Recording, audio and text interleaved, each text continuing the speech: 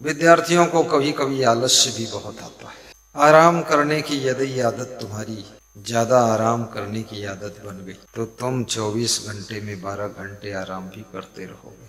अधिक देर तक नहाने की आदत बन गई तो 2-2 घंटे तुम बाथरूम में बैठे रहोगे, नहाते रहोगे। अपने हाथों से पूछोगे पानी डालूं कि न डालूं, पीठ से पूछोगे पानी डाल दूं। सारा जीवन आदतों की जंजीर से बंधा हुआ है। अधिक बोलने की आदत हो जाए तो घर में आवश्यकता नहीं है, फिर भी तुम बोलते जाओगे, बोलते जाओगे, बोलते जाओगे। और जो लोग बहुत अधिक बोलते हैं उनके घर के लोग सब तंग हो जाते हैं। इसलिए याद रखना, फुफकारने वाला सांप भी अपने घर में जब प्रवेश करता है, बिल में प्रवेश करता है, वो तो सांप भी शांति से प्रवेश करता है, फुफकारता नहीं है। अपने परिवार के साथ, बच्चों के साथ में लिपट चिपट के रहता है, वहां फुफकारना बंद कर देता है। शेर जब गरजता है तो पूरे जंगल में ध्वनि गूंज जाती है और जंगल के हर पशु पंछी सब डर जाते हैं, घबरा जाते हैं। लेकिन वही शेर अपने परिवार के साथ, शेरनी के साथ, अपने बच्चों के साथ में लोटपोट कर रहता है, लिपट चिपट कर रहता है, गरजता नहीं है। याद रखना, मनुष्य तो शेर से भी ज्यादा गिरा गुजरा है। ये ज्यादातर अपने घर में ही गरजता है, बाहर तो सियार बनकर रहता है। अपने घर में जो झुक करके चलता है वो व्यक्ति बहुत महान होता है। अपने पिता से झुक कर चलिए, बच्चों से विनम्र होकर रहिए, अपनी पत्नी से नम्र होकर के चलिए और अपनी माता जी का आदर कीजिए। अपने बाप से अगर ऐंठ कर आप खड़े भी हो गए तो ये कोई बहादुरी का काम नहीं है। ऐसे ऐंठना तो किसी से नहीं चाहिए, क्योंकि ऐंठने वालों की ऐंठ कभी न कभी निकल ही जाती है। अपने आप को मत ऐंठिए, अपने मन को ज्ञान की सड़सी के द्वारा ऐंठ करके कंट्रोल करना सीखिए। बाकी घमंड में ऐंठ दिखाना बंद कर दीजिए।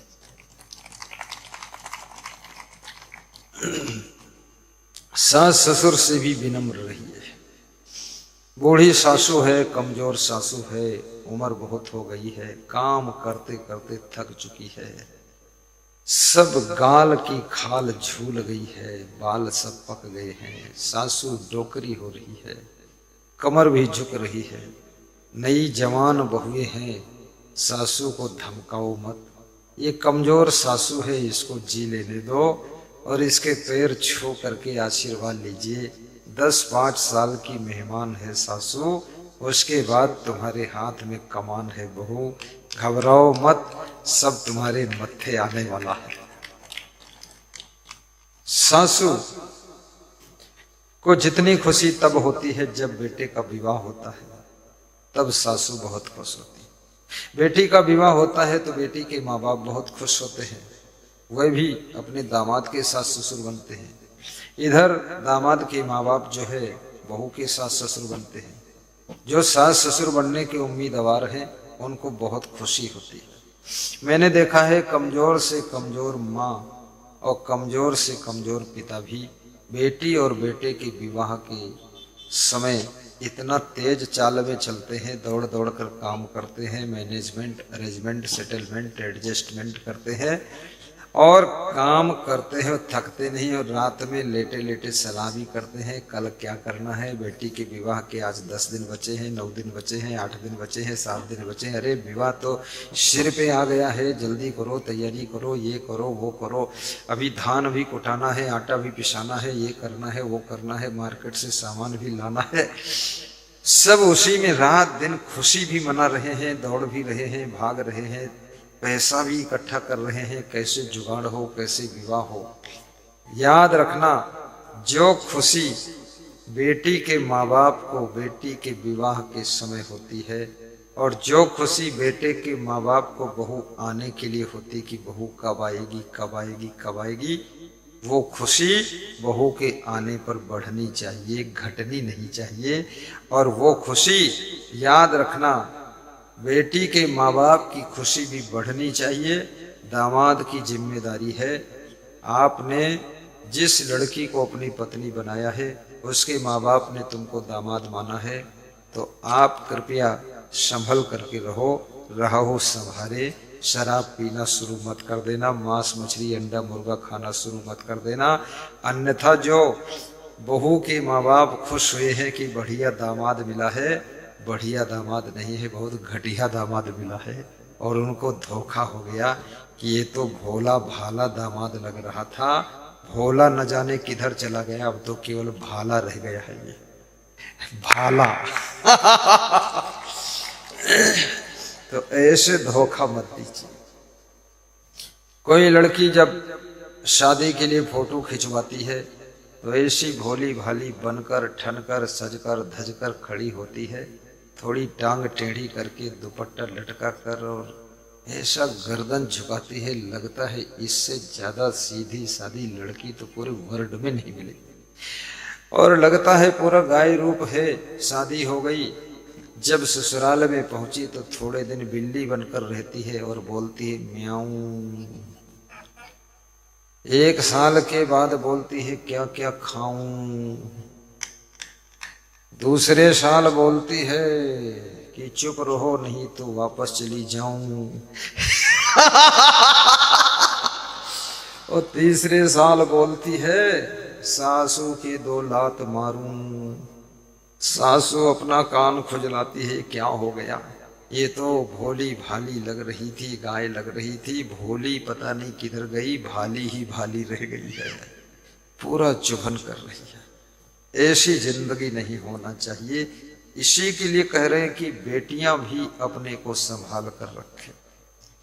कबीर साहब ने ये शब्द का जो प्रयोग किया है बहुत सोच समझ कर प्रयोग किया है कि रहो संभाले, और विद्यार्थी भी स्वयं को संभाल कर रखे, शिक्षक भी स्वयं को संभाल कर रखे, एक राजनेता है वो भी स्वयं को संभाल कर रखे, क्योंकि राजनीति में आने के बाद बहुत बड़ा बड़ा फंड मिलता है, करोड़ों के फंड आते हैं, अरबों के फंड आते हैं, सड़क का फंड आता है, पुलिया का फंड आता है, डैम बनाने का फंड आता है।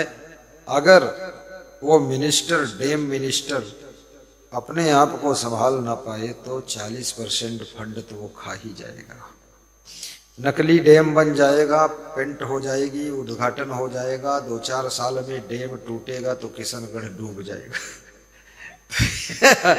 इसलिए लोभ से भी अपने आप को संभाल कर रखना है, क्रोध में भी अपने आप को संभाल कर रखना है, काम वासना से भी अपने आप को संभाल कर रखना है। कभी कभी जब तुम्हारे पास में धन बढ़ता है, पद बढ़ता है, सम्मान बढ़ता है, आदर बढ़ता है, तो अहंकार बढ़ता है, तो उस अहंकार में भी अपने आप को संभाल कर रखिए।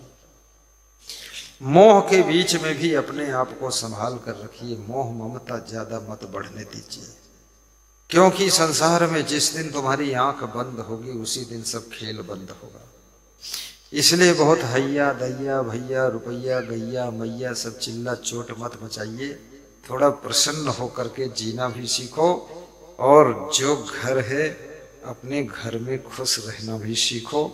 याद रखना, खुश रहने के लिए महलों की जरूरत नहीं है, जिसको खुश रहने की इच्छा है, खुश रहने की कला है, वो व्यक्ति सड़क किनारे खड़े होकर भी खुश रह सकता है, खुश रह सकता है। सब ऐसी बातें अपने दिल को संभाल कर रखिए, साथ में अपने कर्मों को भी संभालिए, विचारों को भी संभालिए। आपके मन में जो विचार उठ रहे हैं, विचारों की तरंगें उठ रही हैं, उनको भी संभालने की आवश्यकता है।